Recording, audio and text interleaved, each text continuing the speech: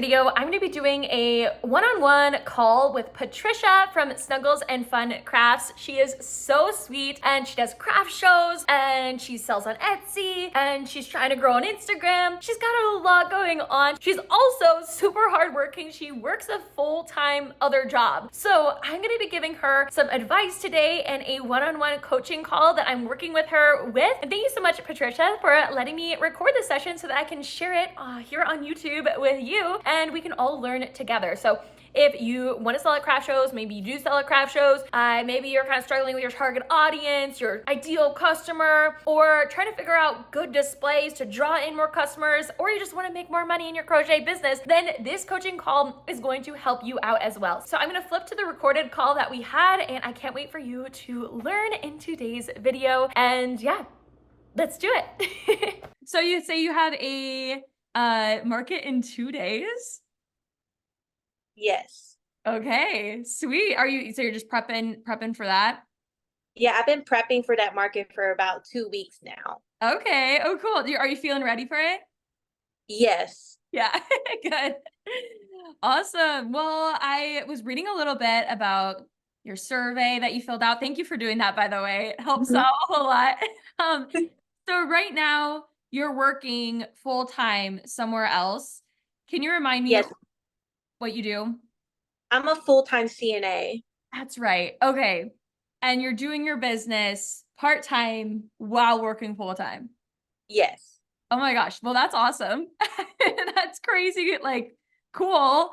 I mean, that's a lot of work, but I saw that you're wanting to transition to maybe doing crochet full-time, if that's a possibility for you. Yes, that's a possibility. And my goal is to go full-time with my crochet business because in the health field, it is getting so short-staffed and we're just getting burnt out and treated in many difficult ways that is not respectful and not like a human being. So it's kind of like I can make my own hours. Yeah, totally. Yeah, if you're getting treated poorly, what you're doing now, if we can find a way to like even start that transition of how that would work, if I can help you with that today. I mean, of course, it's not like an overnight thing, and you know that, like Yeah. you're going from this to that, but yeah, I would love to help you kind of figure out what your next steps are of, getting more profits in your business so that you can kind of replace that income that you've had now and you can start making it's so nice to have your own schedule and just, Yes. like working. I've worked for other people too, and it can be difficult depending on who you're working for and where you're working at. And so it's so nice. I want that for you, like that own schedule and your own time. So I'm just going over my notes I had here. So you're on Etsy. Yes. Yep. I've been on Etsy for 4 years. 4 years. Okay. And is it slowing a little bit down for you or is it still doing okay? Right now, as craft shows are my biggest income. I have done a lot of Etsy orders for my first 2 years, but then when I made school my priority, because I just graduated college last year, Wow. so I Yeah. had to take a year and a half off to focus on that because I wasn't able to juggle both of them because I was also planning a wedding. So it was kind of hard, but I after my totally get wedding, like that. 2 months after, I told my husband, I was like, okay, I'm starting Snuggles and Fun Crafts back up. It's always been open, but I'm Yeah. going to take it seriously. I love that. So, I mean, I totally get that too. Like we planned our wedding a couple years ago and that's like a whole other job in itself. So I get it. But I love that you're taking it back up again. And so Etsy, you just put it on vacation mode, I'm assuming. Like I'm not gonna or I just I what I did is I basically like kind of slowed down my momentum. I always kept it open, but it wasn't like posting new products or new listings like every month or something like I'm doing now. Okay, yeah, totally. And now you're doing craft shows and that's kind of your main income source right now? Yes. How many craft shows do you do about like a month, could you say? I trying my best this year to do a craft show each month. Uh, However, like asking for that time off is kind of hard. But this year or this month for my birthday month, I decided to go ambitious and do 2 craft shows this month. Ooh, I love it because it's birthday month. So do you usually, when you do a craft show, you need to ask for that day off of work? Is that usually how it goes? Yeah. Yes. So it's kind of hard to balance that. Yeah, totally. But even one a month, you can still do really great with that. Of course, doing the right shows and all that. Let's see here. Have you've been doing custom orders too? Yes. I did. That's how I grew on Etsy. Okay. That's basically what I was known for, but it kind of like died off after I was taking my break. But I'm starting back with custom orders because recently I started making flowers, and like just yesterday I made a post of like, oh, for Mother's Day, and everyone's like, I want one. Aw, I love it. Yes, custom orders can be super, super profitable too. So that's awesome that you've been accepting those. I'm just going over and running through these notes. Oh, okay. So you do amigurumi, blankets, scarves, dishcloths, scrunchies, keychains. So I see like a lot of accessories. The amigurumi, Hmm. do those do well for you at shows? Yes, but like more towards the $25 and under, except Mhm. for this most recent market when my husband told me he sold my $35 sunflower turtle. I was pumped because that was the first one over that certain amount where I actually made profit. I was like, oh yes. So he sold that one for you. Yes. I love that. Oh, that's amazing. Does he come to your shows with you? Every single one, and he helps me behind the scenes set up the tables, and we just did our first outdoor one the beginning of April, and he was the one to be like, oh, I got a tent, oh, that you can use, we'll help set it up.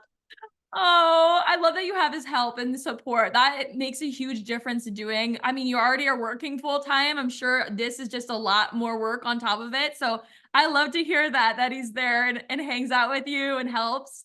Okay, so your goals that you filled out were you want to make more money, grow social media presence. I guess like more sales and visibility is kind of like the two themes I was saying there. Um, Yes. what would be more important to you today to talk more about? Like, do you want to focus more on more profits or do you want to focus more on growth as far as visibility goes and more eyes on your stuff? As of right now, I'm trying to get more profit because Uh-huh. after my most successful market, I'm trying to be like, okay, where can I get even more profit? Definitely. Where are my markets that I need to make so I can go over? I need to keep increasing if I want to do this full time. Definitely. Yeah, I love that. And I feel like that's a good direction to go because visibility can be awesome, but that can come with doing more markets.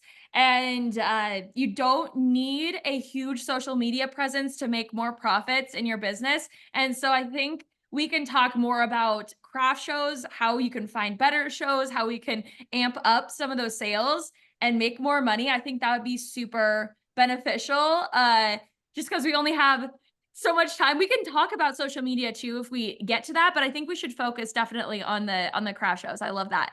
And then you were wanting to talk about keeping costs low maybe and professional displays. So maybe like focusing more on the craft show stuff. Yes. Awesome. Sweet. Okay. So I have a question for you. And I know Hmm. you already filled this out, but if you could tell me your ideal customer, like your dream customer, and I know you're like, they're all over the place, but if you could just like dream up like your perfect customer, how would you explain them?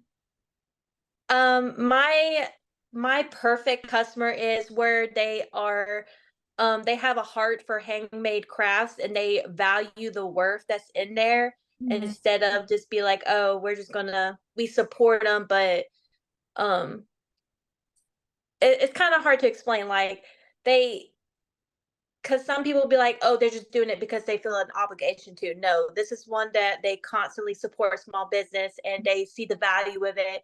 They see the work that goes in behind it. And because I've had multiple people be like, oh, I love handcraft stuff, but the price is like, why is it like that? It's because it's so much time. Like, Definitely. Yeah. And I think that this person you're explaining really values handmade, but they value it enough to pay what it's worth. And I think yeah. that is a very special person. I will say they are out there. But it is like it's hard to find those people because of fast fashion. You got Amazon. You know, people can go and order things for really cheap online. So we got to focus on how we can show the value of our products and what makes them different. And I love that you're doing craft shows because that's a great place to show up and be you and share. Like, you do you crochet at your shows too? Yes, they were seeing me at my last market crocheting axolotl, and it sold it right exactly when I finished it. Oh, So, yes. Oh, that's so perfect, and that just shows, like, people, like, watching you and seeing you do that, that's amazing, and that's gonna, like, start to put you, like, I guess, put you aside from in a whole different ballpark, a whole different category than all this fast fashion stuff. It's not the same, and I think a lot of people have a hard time differentiating those, and how why handmade is more valuable. But okay, going back to your dream customer, it's somebody who really values handmade and they're willing to pay what it's worth so that you get enough for your time. I love that. When you picture them, are you selling stuff, you know, more for women or is it more for kids? Where like what kind of person do you picture? I see mostly kids at my booth. However, I see a lot of young adults, Uh-huh. um, who also, so kind of like the teenager to like young adult is where I see most of that dream customer happening. Okay. Yeah. I love that. So you got like, do they buy the plushies and stuff too? Like that younger adult? Yeah, isn't that Yes, they funny? do. I'm totally one of those people who buys plushies. I'm like, I know I'm like 25 or whatever. I don't care. Okay, so would you say that if you're again just picturing your dream customer, would you rather your products get in the hands of like a kid, or is it you really like these kind of teenagers or kind of middle school age getting your products? Which one do you like find more joy in? Kind of like the teenager range Yeah. because they're not, because I've seen kids, they don't mean no harm. However, sometimes they just play with it. And yes, I love seeing the smiles on those kids' faces, but they don't, sometimes kids just like to play rough Oh yeah. and No, I and totally get that.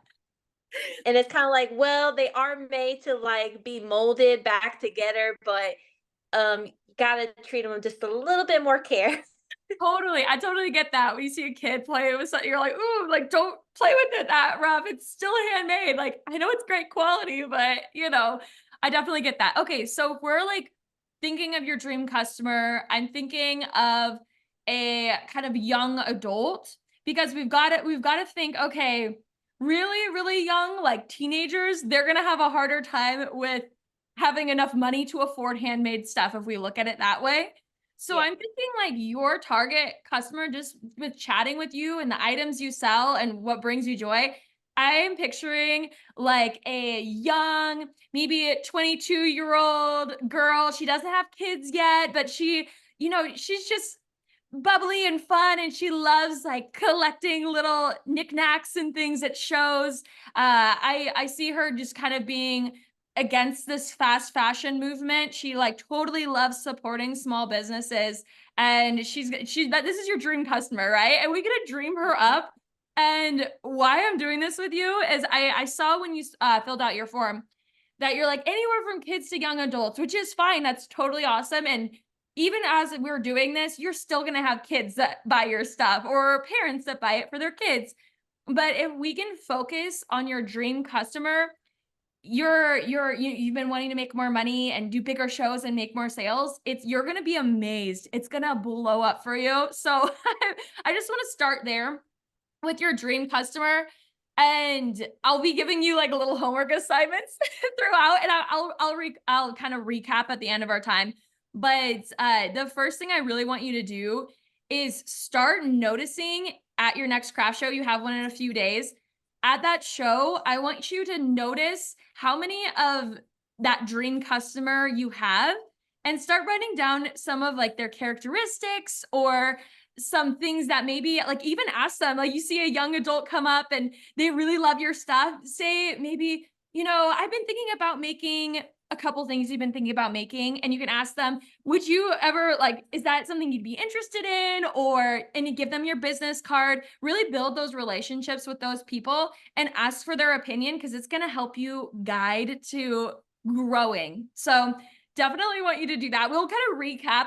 I like to give out little like things to, since you have that show coming up, just to kind of keep in mind. But the thing about your ideal customer and your dream customer, if you can make all products for that person, if you can have your display reflect for that person, and you can show up on social media for that specific person, everything is just gonna like come together for you. It's gonna be like, oh, okay, now I can start making bigger moves and making more money in my business. So that's what I want you to start with. But since we're kind of talking about your display and your products, do you feel like right now, what's your kind of product line and how do you go about prepping for a show? Do you have like certain colors you work with or certain patterns, or are you kind of just trying things out right now? As of at this point, I'm trying to bring different items because a lot of it is based off the some of the younger adults recommendations because they said, "Oh, I love turtles. Oh, I like coasters." Like I had at my most recent craft show about this the age that we are doing the ideal customer. They were like, "Oh, I really really want coasters." She's asked it for the second time now, so it's kind of like I got to get it going. I made literally chicken coasters and making a flower coaster for this for I this love woman. that's perfect. Oh, that's amazing. So you're already doing that. You're already getting that feedback from your ideal customer. Would you say like so as far as colors go, have you put any thought into what colors people are going to buy more? Have you noticed some of those trends, or are you kind of just like, I have this yarn, I got to use it, or kind of what's your strategy behind like the colors you've been choosing?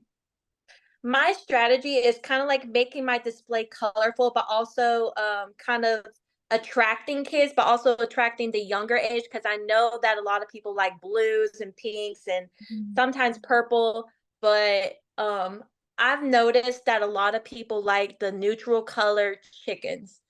Like they want the black and white speckle, the white and the black chickens, like they love them. Yep. And they kind of like the flower themed. Yeah, I love that. Yeah, I feel like same with my customers. I think a lot of people are attracted with those colors, but especially my customer, they are really into the neutrals. I'm seeing with your target audience though, and your dream customer, they're going to like some more of those brighter colors as well. So I love that you're doing that. I would definitely this is what I would do, and you can definitely do more than this, but I would start with, I would say like 6 to 8 colors that you just know sell really well. And neutrals can be included in there. I would probably choose like for you, like at least 2 neutrals. And then for the chickens, you can do a little more neutrals, but I would probably do like, yeah, even like four to six just colors that you know sell really well. And I'm just like picturing for this young adult, like kind of a like pastel blue, pastel pink, maybe a yellow, those things, and choose those and stay within those colors for now because I want you to like kind of test how they're going. And keep in mind that people are going to like start requesting colors too, and so you can definitely get that feedback as you're doing it. But of course, sell what you have right now. But if you can move forward with like kind of narrowing it down into like these colors, these are my main colors that I use. It's just gonna make your whole booth like look very cohesive and start attracting that person you want to attract with those colors. So that's another thing. Like, picking those colors. Do you have like just like 4 to 6 colors that you're like, oh yeah, these sell? I do. I try my best to stay away from harsh colors because, except for turtles, sometimes one person may want some red into the turtles. Like I have one autism awareness turtle since it's Uh-huh. Autism Awareness Month, where it Uh-huh. has red and a darker blue. Like I try to stay more light to where, if I feel like it gives off a vibe, like I believe the harsher colors to be like, okay, that's not really appealing, but the lighter colors and some more of the variegated yarn um kind of attracts customers more, especially the softer yarn. That's what my customers love. Yes, your customers love that too. Mine do too. So I love that. Just choosing those kind of softer tones. Okay, sweet. Yeah. As far as your display for your shows? Do you have like a display that's your go-to that you really love? Do you try new things? What's kind of been your display? For up until probably this month, we've been trying to incorporate height into with my shelf. I got a pink and white shelf that I bought recently. I believe I introduced it like back in January, but I've always had like some type of like shelf. I Okay. had brought some of my gray cubes, but then I went to more professional, got the affordable but kind of like easy to put together shelf, and that is what's been my go-to because people like the elevation. It stops.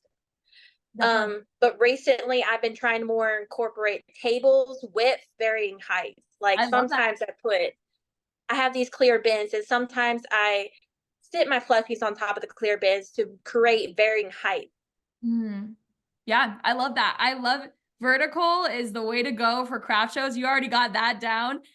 As far as like the displays you've been using, have you been using anything in particular colors, or do you kind of just whatever you have right now, you're kind of like piecing together and using, which there's no right or wrong answer. I'm just curious to see, have you been finding like displays that go with each other, or are you kind of just like, oh, this has vertical height and I'm kind of incorporating things together? I'm trying to go into more that incorporates together with my theme and the vibe that goes into my booth because I use a lot of pink in my tablecloths. Love it. But some people be like, okay, when you go into pink, do you want natural like wood, Mhm. not too dark? I have Michael's crates that I use all every single market. Yeah. That's the first thing I bought, and then I also have I just bought a wicker straw basket that has attracted a lot of customers, and an Easter basket. I know it's not Easter, but the colors is very it's like pushing people to my most seen item, which is the pickles, emotional support pickles. I love it. I It goes love it. straight to it. And that's like perfect for that kind of young adult. Like you totally are just like on brand. I love just talking with you. You already know your colors. You already are getting together this display. I'm just curious. Okay, so if we're looking at what you've been doing now and wanting to get you to the like next level or like more profits at your next show, I wonder if we can like figure out a way to intentionally set up some of those best sellers in your booth. Like you already said, you put those in that basket, which probably attracts customers. Where in your booth are you displaying that? Is it in the back? Is it in the front? I have more towards my median and higher prices closer to me because I've seen a lot of people we've mentioned about kids like where they pick stuff up and they put it on. I put it closer to me, but I also have this shelf with the more and most common items up on top. Mhm. I level for that younger adult, and then Love it. sometimes I put with the kids kind of in the middle, but I don't leave it bare empty, the bottom one, but I kind of put my what's not in season, sometimes like clearance items, Mhm. and I put my keychains towards the front because that is the first thing they see. They always love the little carrot still that they can spin around. And Aw. I've been trying to put up my sign. So sometimes I have a keychain sign that says all my prices, and then it goes towards also all my pickles. It goes from like most popular down to the least popular. Okay. Yeah. Yeah. That is already, that's already was I was gonna talk about, but some of those higher price point options that you have by you, I think is totally smart to do just because of what you said. But I'm curious, so like the best selling items, what I like to do sometimes is have like a table out at the front. You said you have like a little carousel display. That's so cute. Even on that table where you have that, that's attracting people and maybe setting out an emotional support pickle on that little table too. And a couple things that are your best sellers that people like are drawn to it and they look down like, oh, there she also has this, or and it draws them in. Cause sometimes I don't know about at your shows, but sometimes I have people walking by and they look and they kind of see something and they're kind of attracted, but they keep walking by. So you want to try to get them to like hang out and stay. So that's something to consider. But you already are so intentional about placing your products. I love that. That eye level, that's so, so huge for your ideal customer. So you're already doing amazing. Do you have any questions on displays at all? I I am so stuck at this point, Cameron, to where I'm like, where do I elevate my tabletop decor? Okay. Because the shelf can get as elevated as it can, but what about the table? What makes it, let me go at least touch to see if it's soft or something like that. What's intriguing with the price? Because like with those plastic bins, it doesn't look professional. And I have purchased something to where it's kind of like a layered stairway type of look. Yeah. It's like a shelf, but doesn't come into this next market. So I need to figure out what brings height to my table, what brings them closer to that specific item. Yeah, definitely. Yeah, I love that. So you already got some things with height, some more things that you can do for height. And this is just going to be like the quickest fix ever is some of those little like containers that you have that you're putting things in, flip it and set things on top of it. It's immediately going to draw the eye up. Those are just like things that you already have. I do this all of the time. I have a lot of buckets and baskets that I flip and set things on top. That's like going to be your quickest fix to starting to raise things up. But as far as different uh, display pieces that you can use, I love finding things at my local like TJ Maxx or things like that that are meant to be something else, but actually make a really great display. You also find them at Hobby Lobby. A lot of people thrift things like this, but I really like I have a mug tree that I hang little things on. So literally anything, it's like kind of thinking outside the box. I hate that saying, but it is like, okay, this product, this thing is usually used for something else. How can I incorporate it into my display? And so if you're looking to raise the height, you say you have the crates, right? Yes. And those work pretty well for you. How many of the crates do you have? I have 2 crates so far because they are expensive at Michael's. I'm trying to go they're at my local Walmart. They also have the 2-tier shelf little crates, and I'm thinking about getting that tomorrow. You should do that. But Yeah. And then you would have it before your show. And I know they're a little bit pricey. The cool part is that they do last a long time. So if you are doing a ton of craft shows, like I have never had to replace any of my crates. I get mine at Joann's, but I believe they're probably about the same price at Michael's and Joann's. But those tiered ones at Walmart, I've seen those. Those would definitely be helpful drawing in more customers and like adding more height. Have you ever considered doing some sort of pegboard situation? I have somewhat of a pegboard, but I need to make it a better pegboard. I used it for my scrunchies at one point, Okay. which I'm thinking about bringing back because for the last 2 markets, I had it in this little wired bin and nobody even looks at it. But when I had it on those pegboards, it's kind of mostly for like Fred, but I feel like repurposing it back again to my display because when I took it away, nobody looks at it. Isn't it And funny? Yeah. It's the pegboard is like magic. I don't know what is going on with the pegboards, but they definitely draw in customers. I think that's part of it is the vertical, and it's a lot easier to see scrunchies, keychains when they're hanging on something. So definitely I would figure out some sort of pegboard, whether it's the one that you have now. And I know some people have kind of DIY'd their own pegboards before as well, where they get just like a little bit of pegboard like cut out and even like lean it against something. You can do things like that that's going to help draw in customers for those specific products too. They're going to sell much better. That's funny that you've noticed that at your shows because I'm like the same way. I've put scrunchies in baskets and they just don't sell as well.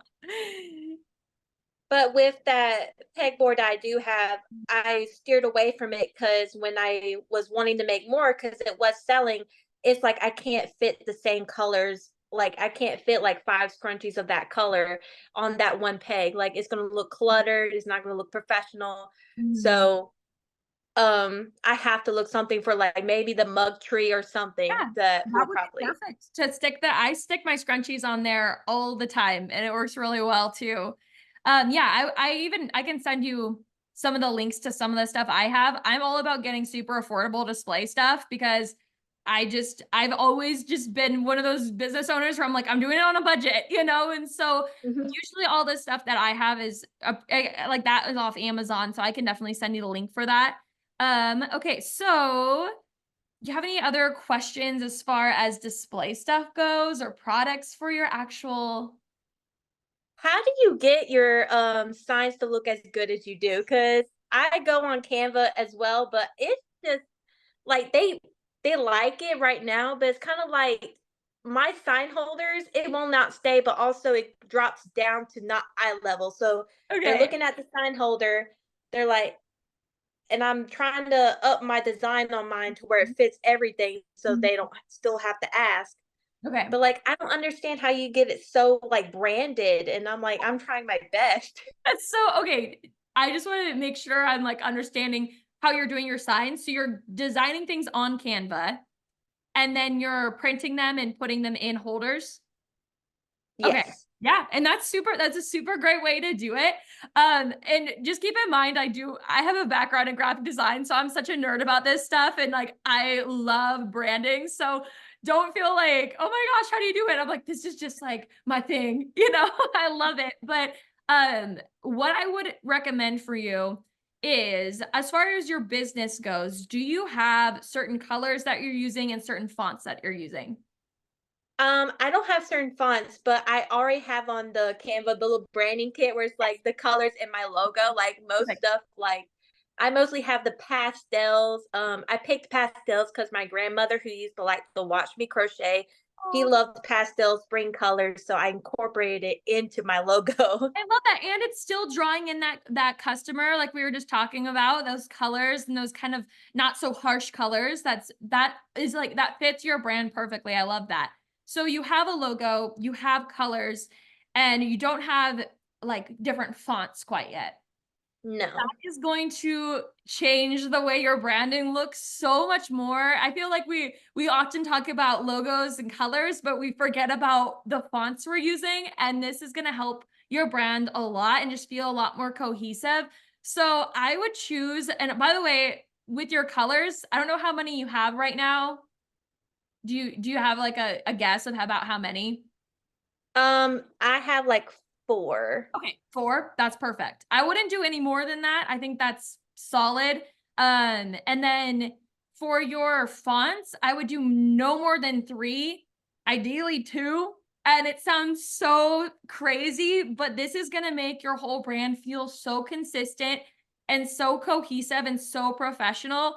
Canva is so fun. Don't get me wrong. I love Canva, but it is so easy to get distracted with all the fun things on there and adding all the things that sometimes it's like, whoa, like that's a lot, you know? And sometimes we just need like another pair of eyes to look and be like, oh my gosh, like that doesn't make sense, or this needs to go this way. Um, just different fonts are going to like look different. They're going to read different. So you're going to want to pick out one font that's more of your header. So it can match kind of your logo. It can just feel fun and it can be a little more fun, but it still needs to be, you still need to be able to read it, you know? So there's a lot of fun ones on there that are like, oh, I can't really tell what that says. So that would be your first font to choose. Your second one, you want some sort of body copy. And this could just be, I mean, there's a ton of different, even if you just Google search like common body copy, it's called body copy. It's just like what your paragraphs are with. That is Hmm. gonna just feel like, and this can be a super boring font. I think a lot of us were like, we want to make it fun, we want to make it pretty, but this is what people are reading. And if it's super clear, it's gonna make everything look a lot more cohesive. And then you can have another font that's kind of more fun. I like to do that, like a script font, a little cursive font, but I would use it sparingly because it's very hard to read. But if you can kind of almost use it as decor. So I would go into Canva, choose those 3 fonts, and stick with it for a while. And you can change it. You can adapt it. That's okay. But stick with it for a while just to see people like it. And to you, it's gonna feel really boring. But to other people, they're gonna be able to read your signs a lot easier. And it's just gonna like flow in with everything else that you have going on. As far as you use any of the Canva templates? Yes, I've used one of my Canva templates to update my logo Perfect. because it used to be just yarn in the name, but Yeah. since I have a love for elephants and I wanted to incorporate those colors, I incorporated the colors with the name and the elephant pushing the yarn ball like, let's go, let's go. That's so cute. I love that. So are elephants your favorite animal? Yes. Have you ever crocheted any? I currently have two elephants. I'm just like you. It's just a bunch of whips that it's just screaming, "Help me!" I know, right? It's like, oh man, I've got to like finish these. I love it. Okay, sweet. So yeah, that's what that would be my suggestion for you for like signs. Another thing, what I do for a lot of my signs is I buy letterboards or chalkboards, and it makes it super easy and cohesive because you're not having to deal with like designing your own thing, you know? So that's something to consider too. The blackboards that I have are from the dollar store. And I'm not kidding you, they are like the best blackboards I've ever bought. I've bought more that are more expensive and they're not good. So I'm like, I'm just gonna always go to the dollar store for my blackboards. And I know some people are like, I don't have good handwriting. If you can find like a friend, or and maybe you have good handwriting, but even if you don't, like find a friend, hey, can you write this pretty on there for me? Because you just repurpose those and use a chalk pen. It's gonna be real pretty. I made a mistake of using it the day of and not prepping the pin because most of them you got to shake. Oh yeah. Um, so it wasn't. I do have them, but I have to redo them because my husband did it, and his poor soul tried to help me. He made it visible and attract customers still, but I'm like, I need somebody because this Oh is not working. yeah, you need like somebody who's like, okay, just make these signs for me, and then you can just have them, and then you don't have to redo them ever. But that's so sweet. He's trying to help you. He's like, what's going on? Yeah, you have to shake them really good, and it takes a second for him to. Yeah, I totally get that. Awesome. Okay, so you have a show coming up in a couple days. Do you have any more shows coming up after that? I don't, and this is what I probably should do. I don't find like craft shows up until like either at the most a month in advance. Uh-huh. The only ones that I really do know that is coming up for sure is like in October with the Fall Fest. Okay. I do have a YouTube channel and I kind of like split the deal about this particular vendor company. It's like some highs and lows, but I'm like, this was my first one. So October's my craft show anniversary, kind of. Hey, oh, that's so exciting. So you'll be doing that one again? Yes. Yeah. Awesome. Oh, that's exciting. And did you do well last time? That was my very first market. I've watched your videos. I've watched a bunch of other Uh-huh. crochet creators and even some scrunchie creators of how they do their setup, but yours helped me the most, like just Oh, starting off. I'm so glad. I love it. Okay, so what I want you to make a goal for that show in October. You said it's October, right? Yes. Oh, I love fall and I love crocheting in fall. That's just so perfect. You're going to kill it this year. I'm so excited for you. So I want you to make a inventory. I want you to make an income goal. How much do you think you can do at this show? You don't have to share it, but you can, or you can if you want, but or you can share it with me privately after if you want accountability, because I always love accountability buddies. But I want you to come up with a number in something that is a little bit of a stretch. Like, ooh, I've never done that before. I've never made that much before. I want you to make that goal. And then I want you to do everything you can to hit it leading up to that show. Just because that one is one that I think you're going to do well at, just because you've done it before, you know what to expect. And it's in fall, which we do really well in fall as crocheters. So start thinking of that and start making a goal for that. And what I want you to do is start thinking of what is seasonally going to sell for you there, because you do a lot of seasonal stuff. I do some certain ones like before Easter. I had the little peeps and one sold. Not all of them sold. I had two, but at least half of them sold. So, but sometimes I can't mix match. This time I'm trying to get ahead of the game for Mother's Day, Oh, but yeah. there's only so much you can do in 2 days. I had got this little flower garden little bucket from Hobby Lobby. It was like $6, Oh, that's 40% great. off. Y'all, Yeah. like I know it's being recorded, so go Hobby Lobby. Yeah, go to Hobby Lobby. And I bought like flower making stuff so I can my husband will help me wrap the stem in cotton yarn and attach it all so we can have at least some to That's be so like, hey, there perfect. you go. That is so perfect for Mother's Day. And I totally relate to you on like, oh my gosh, it's in 2 days and I need to get all this together. I'm the same way. I feel like I've always been behind on the holidays and seasonal stuff where it's like, oh, Christmas is tomorrow. Let me like, figure it out. But that's why I like this one in October. If we can start figuring out things even now, which sounds insane, it sounds so early, but if we can start kind of figuring out those things now, prepping for them now, imagine like how you're going to feel just showing up with everything ready to go and you're going to hit that goal so much easier. I think these flowers are going to do really well for you, by the way, for Mother's Day. That's super fun. And then next year, maybe it's around fall time and you're thinking about Mother's Day already. And I try to think of things. It sounds crazy now, like 4 months in advance, because if we don't start prepping, like you said, it's like frantic trying to do it 2 days before. And there's only so much we can do, right? Physically Yeah. do. So yeah, I would definitely, since you kind of know about that show, and I'm assuming you're going to do a few more in fall too, I would start focusing after this show. Of course, do this show and you're going to do great. But I would start already kind of pivoting and focusing on some seasonal things that you can offer for fall. Is there anything that you feel like you're like just coming to mind that's kind of fall related that your dream customer would love?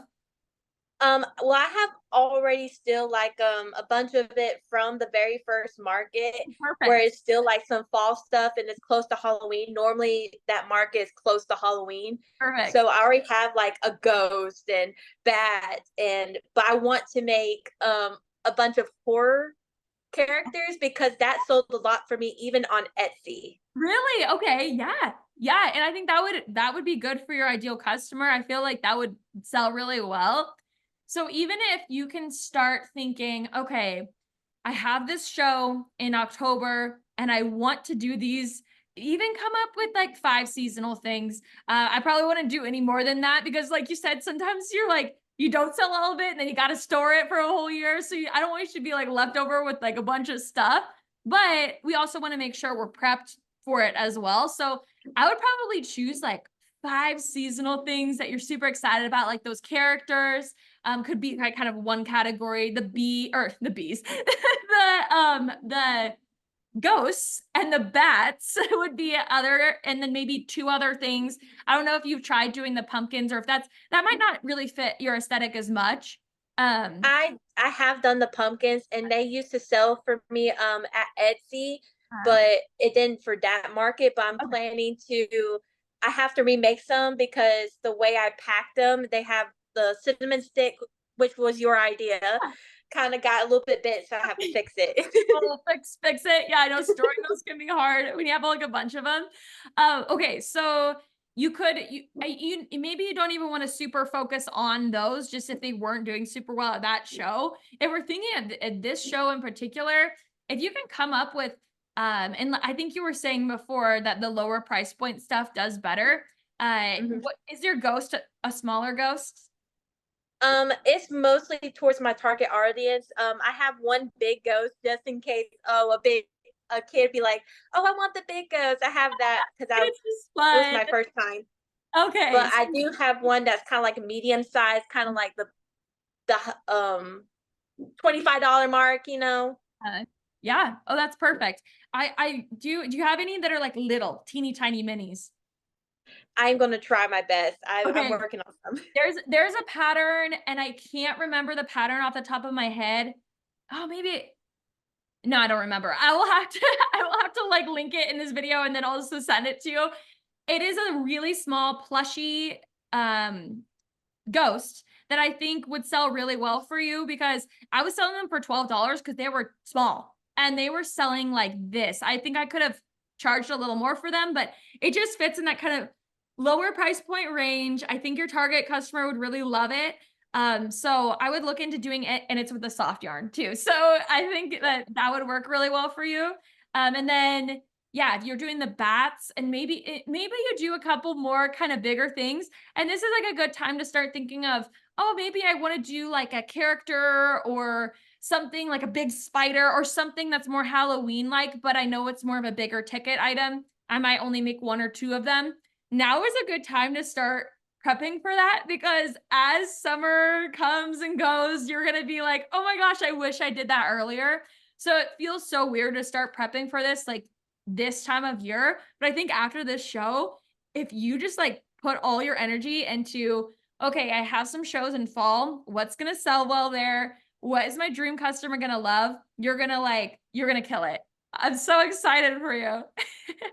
I do have one product that I really do need to focus on, kind of like you said, kind of like bunch making it. Yeah, So my highest ticket item would be my, I say designer inspire on Etsy, but it is Oogie Boogie. It's a door stopper. so cute. Yes, yes, yes. Make that. That's adorable. So that'll be fun. And even yeah, just working on it now. I know it feels so weird. I even struggle with that, like making things so ahead of time. It feels silly, but that's the only way that we're going to be able to physically prep enough for those shows. So I'm excited. I'm excited for you. We only have about 15 minutes left, and I just want to give you time to ask literally just anything that you want to know about anything. And I will do my best to help. Um, My first question is to, even when you're incorporating new yarn brands, how do you keep the cost down? Mhm. Because I'm struggling because I do use your pricing calculator with Uh-huh. the crochet time and timing myself, but also I do shop at Joann's for some soft yarn, but even with the coupons, it does still get a little bit expensive. Like, how do you Definitely. keep the cost down for your target audience to be able to afford, but not be too Yep, much? definitely. So, I love that you're thinking of your target customer and you're using the calculator and incorporating that in there. It's amazing. You're already off to like a really great start. As far as saving money on yarn, it's you're not gonna like what I have to say, but it is just some of the yarn is just more expensive right now, and it's just that everything's more expensive, and that means that some of our prices are gonna be a little more than we'd want, but it's kind of just the way the world is. That's just gonna be my first answer. Like, it feels uncomfortable sometimes to charge more for that yarn, but we've kind of got to do what we got to do, you know? But I will say there are some ways to save. It sounds like you shop at Joann's sometimes. I kind of have a mix because I do have a heart for Michaels with Sweet Snuggles Light. Yes. However, when I shop for Bernat Blanket, I go to Joann's with also their big twist plush. Like, that is my Yes. three. I'm like, if I need to go to Bernat Blanket, make big things, I go to Joann's. I love it. I'm the same way. I love Joann's. Have you ever done this? They have like a pick up in person coupon that you can stack sometimes on top of already saled prices. um, they're normally, but when I have that, it's like I don't need any more yarn. So I always catch Hard. when they're not doing that. Okay, so what I want you to start doing is when you need yarn, it's urgent, it's for an order, whatever. Of course, go get it. Use your coupon, and try to save as much as possible. But I want you to start instead of buying more yarn while you're already there, the stuff that's kind of like, oh, this would be nice to have, or I use this yarn a lot. For me, it's like the white Bernat blanket yarn. I'm always using that for different products. So I want you to kind of start like writing those things down and kind of gathering that. And then when that coupon comes, you get it all. And it feels like a lot all at once, but you are going to be saving so much more money that way. That's what I love to do. It's hard to have self control at Joanne sometimes when you're there. But if we can just say, okay, I don't need this yet, I'm going to wait for it to be on a better deal. There are options for you to order in bulk. Michael's has a pretty good order in bulk on certain types of yarn. So I would look into them if you go online and see if you can buy them.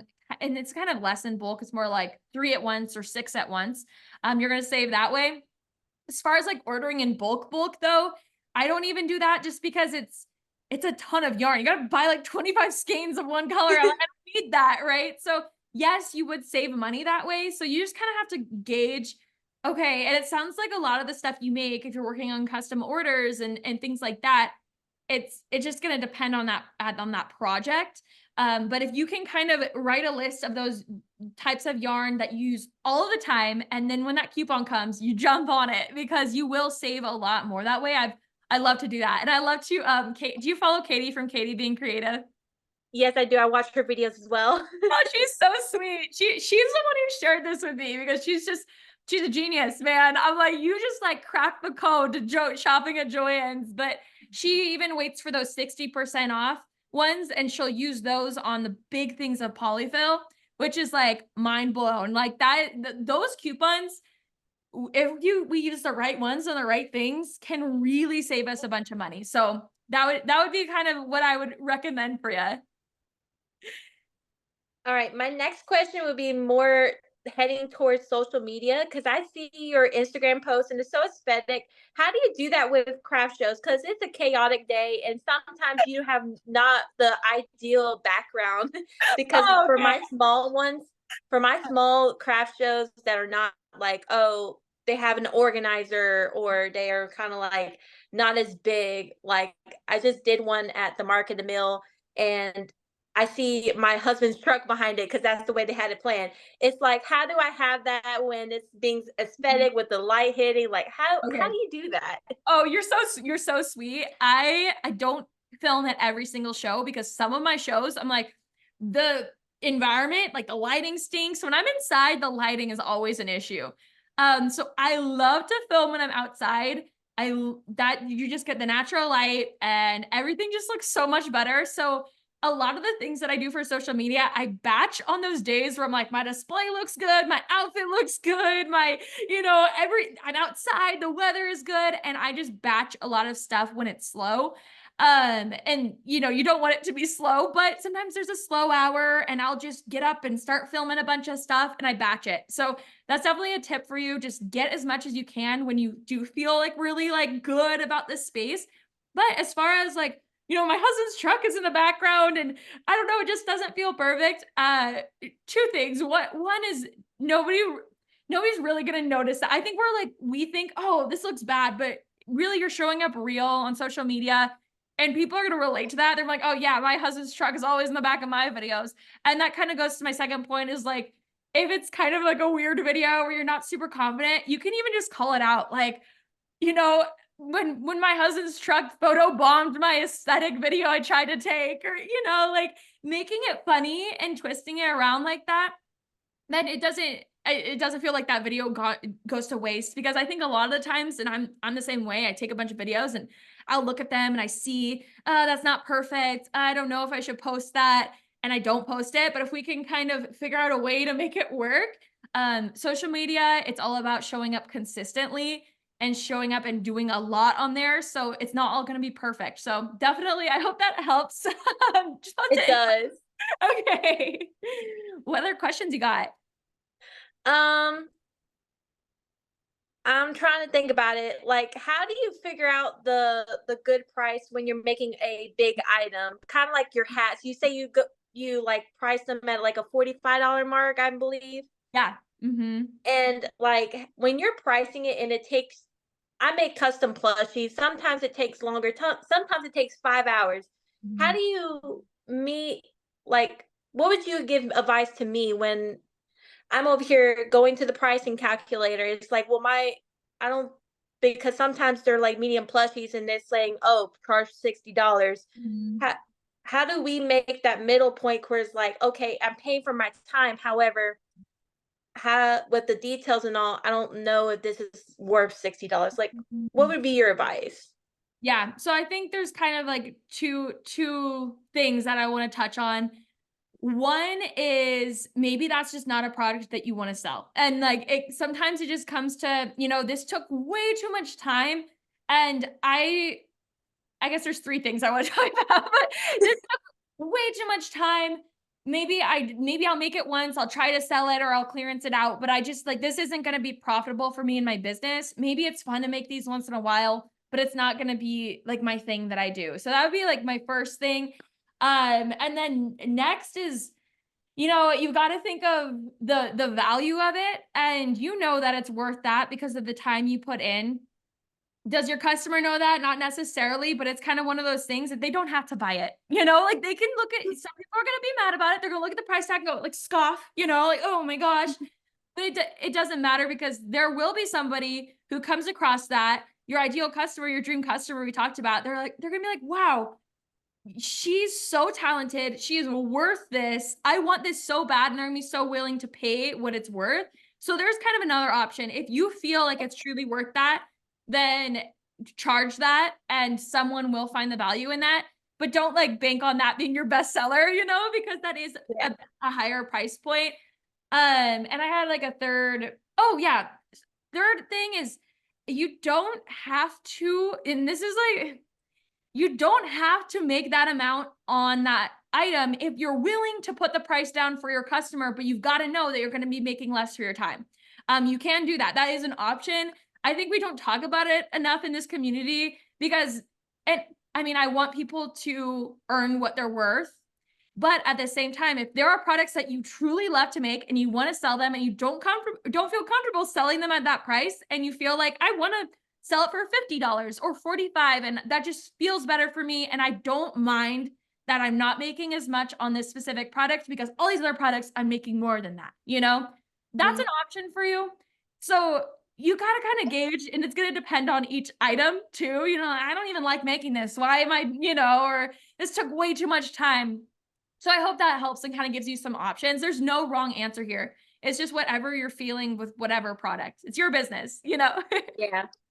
Uh, I was just always so curious about that because some products be like I absolutely love, and I had some people like my husband tries to give me like a different perspective about the prices. Be like, I don't know about that, but I have to reel them back in. Be like, I have to have a minimum for my time because it took so much. And so like one, I pattern tested for a Hello Kitty and pajamas pattern, yeah. and the yarn gave me so much trouble. There was minimum sewing though, and it's cute. Mm-hmm. But you also have to figuring out with an imperfect pattern, but I still want to sell it. It's kind of like I should really be charging more, but I'm not because a few things could have been corrected. However, I need to charge for my time. Definitely. Yeah. And it's just balancing too. Like if it's just kind of a one of a kind item and it took you some more time and you just want to sell it just to get rid of it almost like, oh, I just want to sell it, get it off the shelf. You can clearance it down. You can, you know, mark it down and just know, okay, I'm not making as much on this item for my time that I would like, but all my other items are priced for my time. And so this item, Yeah. you know, it's kind of just a unique case. Or, you know, it just depends because I get a lot of questions too. Like I'm a beginner and crocheting takes me a really long time. So I've got to price more. And it's all just like the calculator in the system is meant to serve as kind of like your baseline and as like a strategy to start with. And you can adjust it like however you feel comfortable. So I love that you're already thinking like, okay, that didn't really make sense. Or with this, I should do that. It is kind of each product is different. I know like Katie, I believe she charges like this is how much I make an hour on everything across the board, no matter what. Mine, I've got some that are like, I'm not super comfortable here. And then some where I'm like, ooh, I'm making a lot of money per hour on this. And it all Hmm. balances out where it's like, oh, I'm making good money when it all comes together, if that makes sense. Yeah. And that's kind of like how I do. And it's I relate it back to like kind of like my job at as being a CNA because you got your base pay, but then you got your differential pay based off what shift you work. It's like ba- I relate it back to what type of item am I making? Like what am I making that is in my skill level? Mhm. Because I currently charge my items at like $10 an hour because that's like I'm an intermediate, but I'm not like known in the craft show world, so I don't want to charge too high. But I Mhm. also need to make sure if I was to get a part-time job right now, what would be the minimum I would Yeah, make? definitely. I think that's a great place to get started. And if there's certain products, I think we don't talk about it enough where I feel like some products, if you can make more than that and you think you can get that, that's totally fine to, you know, I'm about to raise my price on like a $12 thing to a $14 thing. And I already make good money on the $12 thing, but I can't physically keep up on the inventory. So those things that are selling really well for you, never feel bad about raising your price because you're making up that money with other things, like we said, those bigger products that maybe we're making less for our time, and it all ends up evening out. So I love your mindset on that. You're already off to like just such a great start on that. Yeah. I want to give you a little bit of motivation. You said you were raising your prices. I'm doing the same thing for my dishcloths. I made kind of like in your situation. I like making these, but I'm not going to be able to make enough, Mhm. or I believe that I need to make more because for my dishcloths, I charged a set of four for $8, which is very, very cheap in the crochet world, really. Yeah, very, yeah. So, and I was like, but with your pricing calculator, they say at the minimum 16. But I'm like, if I go to a drastic from $8 to double the price, I don't think it's going to sell. So you have, like, I believe as a business owner, like you can either go straight for that jump price or you can increase it because you know your worth. Yeah, totally. Yeah, and kind of and incrementally kind of try things and see, and then maybe we get to the point where that thing's not worth selling, or maybe I got to think of a different way. Maybe I need to make them smaller. Maybe I need to use a different yarn. So definitely, I Mhm. love that. Thank you. You're so sweet. Sweet. Okay, do you have any like last little questions or anything? I think we covered a lot about craft shows because I'm over here like I had high stress like yesterday. I'm like, did I make enough? I'm like, okay, for this one, based off what I sold last time at this particular at this same location, I think I'll be okay. Okay, good. Yay, yay. I'm excited. You're feeling good. Just to kind of like recap what we were talking about, I think like really narrowing down and writing out your ideal customer and start taking notes on that specific person. Even start getting some inspiration for that show you have all the way in October and start prepping for it now is going to be super beneficial. And yeah, I think what else? We were talking about social media a little bit, the consistency of it, and try to like even at your show in a couple of days, set up your camera, and just get some behind the scenes, and you can edit together later. Don't even like think, oh, is this gonna be good? Just set it up, try out some stuff, and you can filter through it later. I don't, there's so many videos that go unposted because I'm like, what was happening there? But it just getting that and being able to capture that. So it's kind of a little recap, but thank you. That was so fun, and I hope that was helpful. It was.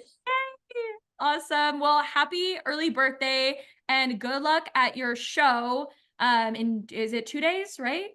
Yes, it's on Saturday, You April have one on 20th. you have one on the same day because I have one on Saturday too. It's so fun. Okay, I'll be thinking of you during the show. I'll be giving you like all the good vibes, and we're just gonna kill it. I love it.